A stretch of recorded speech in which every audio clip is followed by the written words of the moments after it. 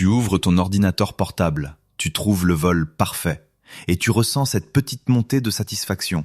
Le prix est bon, l'horaire te convient, et tu te dis que tu le réserveras demain. Mais quand tu vérifies de nouveau, il a disparu. Le même siège coûte maintenant des centaines de dollars de plus. Pas de tempête, pas de période de vacances, juste un algorithme silencieux qui te punit pour avoir hésité. Voici la vérité que les compagnies aériennes n'admettront jamais. Le prix de ton billet ne dépend pas seulement de la demande. Il dépend de toi. Là où tu te trouves, la devise que tu utilises et même l'empreinte numérique que ton ordinateur laisse derrière lui. Le système t'étudie et ajuste le prix en conséquence. Je l'ai testé moi-même. Un vol aller simple de Newark à Athènes apparaissait à 198 $ canadiens lorsque je cherchais depuis Toronto. Ensuite, j'ai modifié ma localisation avec un VPN pour faire croire que je me trouvais aux États-Unis. Le même vol est soudain passé à 688 $. Une différence de plus de 250 $. Rien n'a changé, sauf l'endroit où la compagnie aérienne pensait que je me trouvais. Voilà à quel point la manipulation va loin. Les voyageurs pensent que le timing est tout, mais avant même de commencer à surveiller les prix, il y a un geste qui change toute la partie. Change ta localisation virtuelle et tu changes ton prix. La plupart des gens ne le comprennent que lorsqu'il est déjà trop tard. Numéro 1. Le point doux des vols domestiques. Les prix des billets d'avion peuvent sembler aléatoires, mais ils suivent un rythme que les compagnies aériennes maîtrisent mieux que quiconque. Chaque trajet, chaque siège, chaque date évolue selon des cycles invisibles d'offres et de demandes. Et si tu ne connais pas ce rythme, tu seras toujours une longueur derrière, payant plus pour le même siège que le voyageur qui, lui, l'a compris. Pour les vols domestiques en Amérique du Nord, le schéma est étonnamment précis. Les compagnies aériennes mettent les billets en vente des mois à l'avance, puis les ajustent discrètement à la baisse une fois qu'elles observent comment la demande se développe. Le moment le moins cher n'est ni très tôt ni très tard. Il se situe pile entre les deux, environ 5 à 7 semaines avant le départ. C'est cette fenêtre où la plupart des tarifs chutent avant de s'envoler de nouveau. Imagine que tu planifies un petit voyage de Chicago à Miami. 2 mois avant, le billet tourne autour de 300 $. 6 semaines avant le départ, tu vérifies à nouveau. Soudain, il est à 210.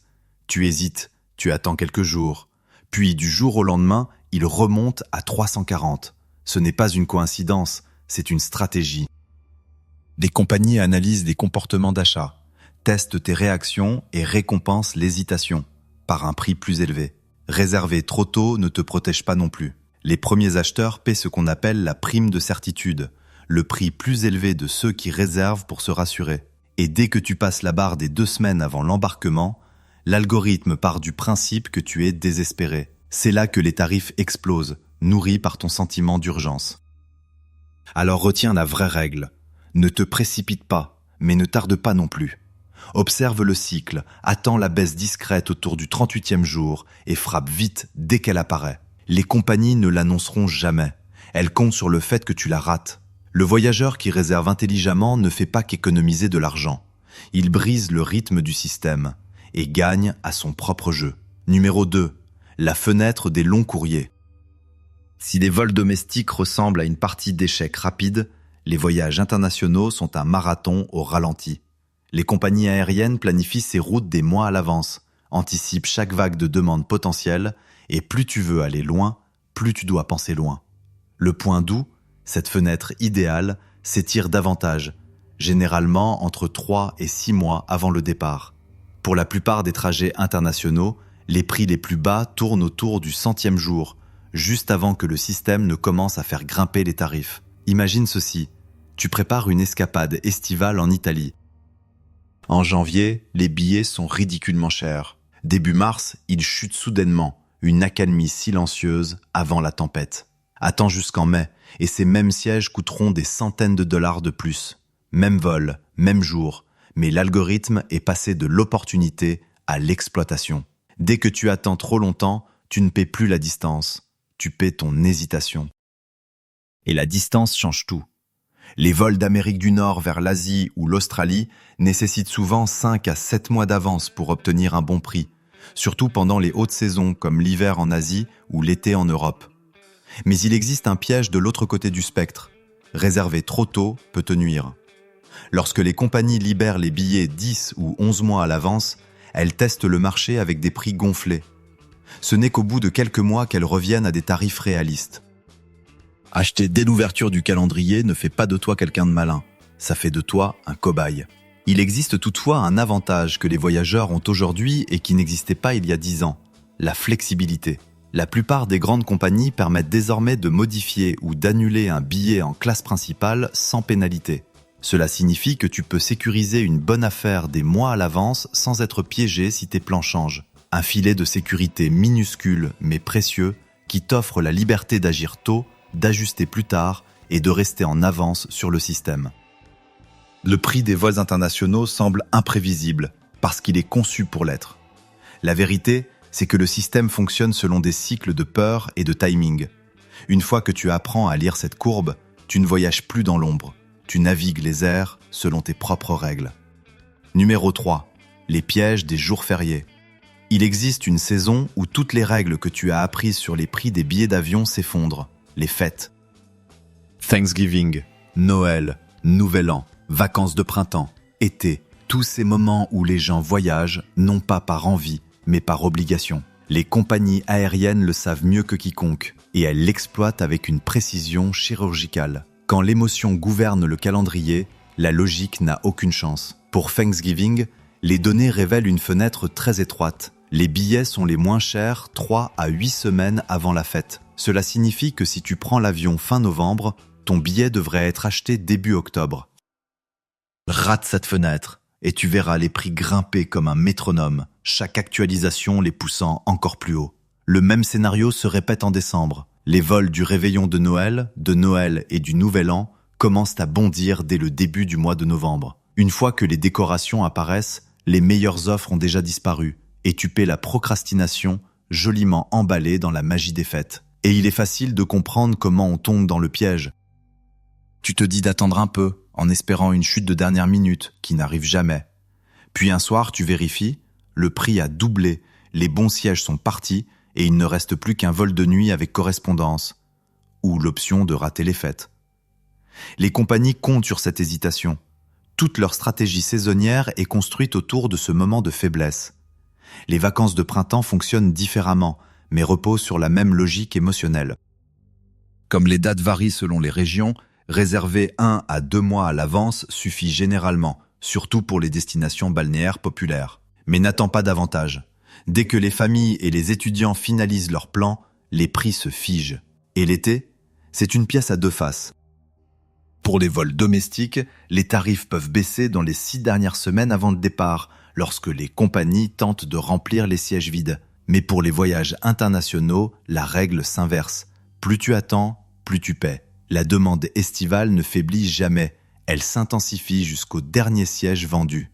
Alors si tu voyages pendant les fêtes, retiens ceci. Tu ne combats pas l'horloge, tu combats la psychologie. Le système sait que tu céderas avant d'annuler tes plans. La seule manière de gagner, c'est de réserver tôt, penser en avance et ne jamais laisser l'émotion écrire la facture de ta carte bancaire. Numéro 4, le coût premium. Quand il s'agit de classe affaires ou de première classe, le jeu ne repose plus sur le timing, mais sur la stratégie. Ce ne sont pas seulement des sièges, ce sont des pièges psychologiques, conçus pour paraître exclusifs tout en cachant un schéma invisible de manipulation des prix. Les compagnies aériennes savent que les voyageurs en quête de confort sont prêts à payer presque n'importe quoi. Mais si tu comprends comment les tarifs premium se comportent vraiment, tu peux profiter du même luxe pour une fraction de leur prix. Voici comment ça fonctionne. Lorsque les compagnies publient leurs horaires environ 11 mois avant le départ, les prix des cabines premium sont lancés à des niveaux stratosphériques. Elles testent la demande, ciblent les budgets d'entreprise et les voyageurs qui réservent tôt, ceux qui priorisent la commodité plutôt que le coût. Mais au fil des mois, quand ces sièges restent vides, quelque chose change. Ces fauteuils d'affaires et de première classe, intacts, cessent d'être des profits potentiels et deviennent des responsabilités. C'est à ce moment-là que les meilleures offres apparaissent. Plus ils restent invendus, plus l'algorithme commence à couper, couche après couche, jusqu'à ce que le système décide qu'il vaut mieux vendre à bas prix que voler avec des places vides. Imagine ça. Tu observes un siège en classe affaires pour Londres depuis des mois. Il a commencé à presque 5000 $. Tu observes, tu attends, puis, 3 semaines avant le vol, le même siège tombe à moins de la moitié de ce prix. Rien n'a changé, même itinéraire, même siège, même avion, seulement le temps et la demande. Voilà à quel point ce système est dynamique. Pour ceux qui osent attendre, les récompenses peuvent être gigantesques. Il existe aussi une tactique que la plupart des voyageurs ne soupçonnent même pas. Réserver d'abord un siège en économie, puis effectuer une mise à niveau plus tard. À l'approche du départ, les compagnies proposent souvent des surclassements à prix réduit, parfois jusqu'à 70% de moins que le tarif complet de la classe affaires. C'est une méthode discrète qu'elles utilisent pour remplir l'espace premium avant la fermeture des portes. Tu ne verras jamais ces offres publiées partout. Elles apparaissent dans ton portail de réservation ou dans un email de dernière minute. Mais ces deals peuvent transformer un voyage ordinaire en une expérience de haut vol. Alors si tu veux du luxe, ne joue pas selon les règles du système. Soit tu saisis ton siège le jour où les horaires sortent, soit tu patientes et tu frappes au moment où la compagnie devient désespérée. Pas toi. Parce que dans ce jeu, le luxe ne dépend pas de l'argent. Il dépend de la patience, de la précision et du moment où le prix de l'exclusivité descend enfin à ta portée. Numéro 5. Le mythe de la réservation. Pendant des décennies, les voyageurs ont juré qu'il existait un jour magique pour acheter les vols les moins chers. Certains disent le mardi matin, d'autres jurent par le mercredi soir. C'est le genre d'astuce qui circule vite parce qu'elle paraît logique. Comme si les compagnies aériennes suivaient un schéma secret chaque semaine, réservé à quelques initiés. Mais cette règle appartient à une autre époque, celle où la billetterie se gérait manuellement et où les mises à jour des prix se propageaient lentement, une fois par semaine. Aujourd'hui, tout cela est révolu. Les algorithmes ne dorment jamais. La tarification aérienne est désormais dynamique, vivante, en mouvement constant. Les tarifs peuvent changer des dizaines de fois en une seule journée, déclenchés par quelque chose d'aussi simple qu'une hausse des recherches ou une baisse soudaine du nombre de sièges disponibles. Ce que tu vois au petit déjeuner peut disparaître à l'heure du déjeuner, remplacé par un prix totalement différent. Le système moderne ne se soucie pas du jour où tu réserves. Il ne s'intéresse qu'au nombre de personnes regardant la même destination au même moment. Plus un vol attire l'attention, plus l'algorithme pousse le tarif vers le haut. Des études menées pendant plus de 10 ans par Google Flights, Expedia et Hopper disent toutes la même chose. Le jour où tu cliques sur « Réserver » n'a aucune importance. Ce qui compte, c'est le jour où tu décides réellement de voler. Les vols qui partent le mardi et le mercredi coûtent systématiquement moins cher parce que ce sont les jours les moins demandés. Les voyageurs d'affaires privilégient le lundi et le vendredi.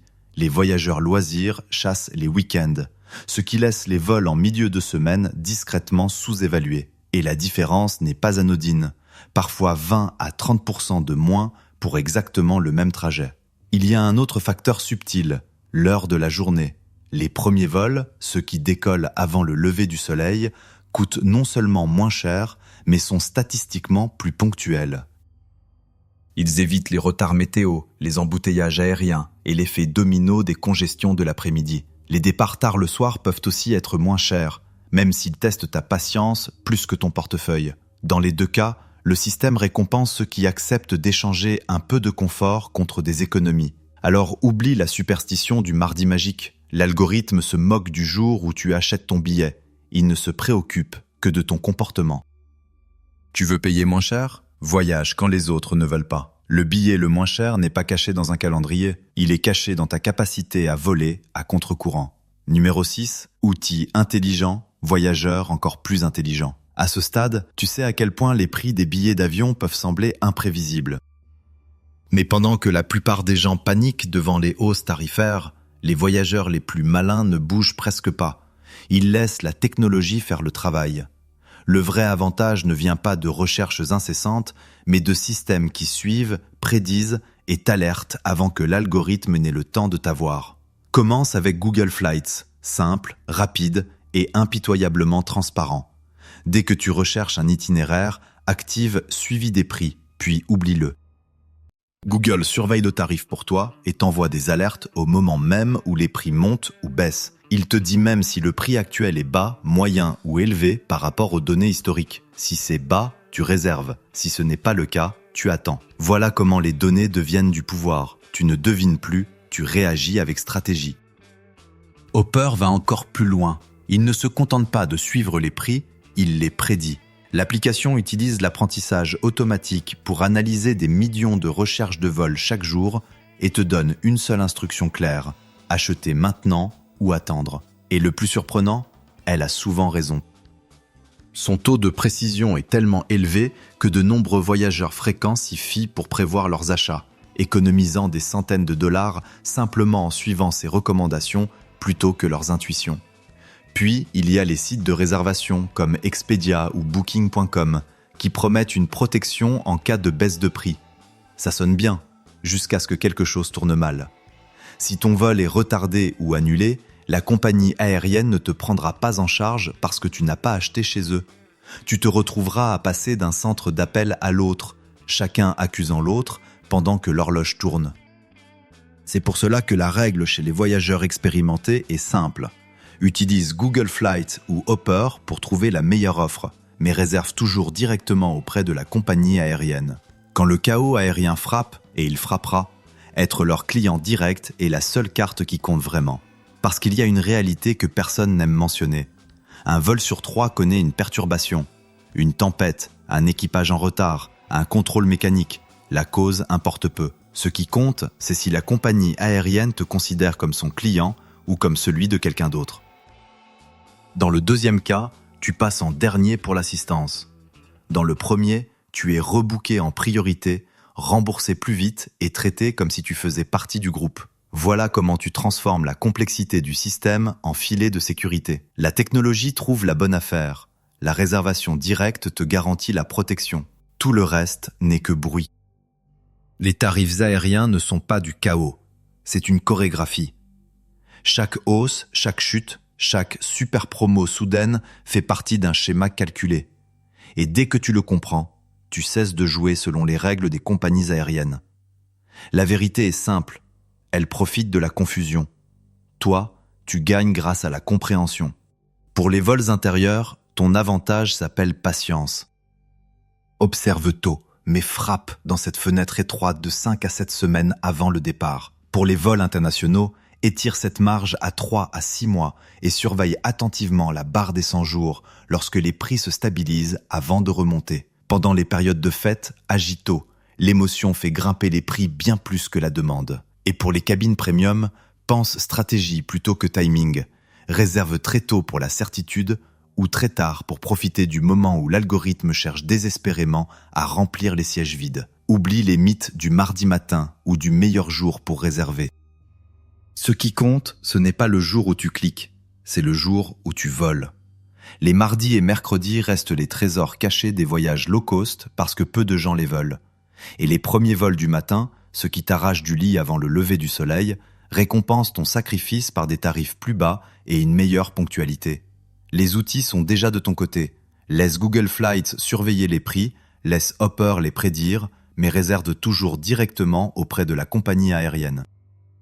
Cette seule habitude décide si tu restes coincé dans une file d'attente à l'aéroport ou si tu es rebooké avant même que les autres reçoivent un email. À chaque voyage, le système teste ta vigilance. Les voyageurs qui perdent pensent que c'est une question de chance. Ceux qui gagnent comprennent le schéma. Parce que le vrai secret du voyage n'est pas de trouver des billets bon marché, c'est de comprendre pourquoi ils deviennent bon marché. Une fois que tu sais ça, tu n'es plus le client que le système exploite. Tu es le stratège qui le contourne tranquillement à son avantage. Alors la prochaine fois que tu cherches un vol, souviens-toi, l'algorithme t'observe, mais toi aussi, tu l'observes.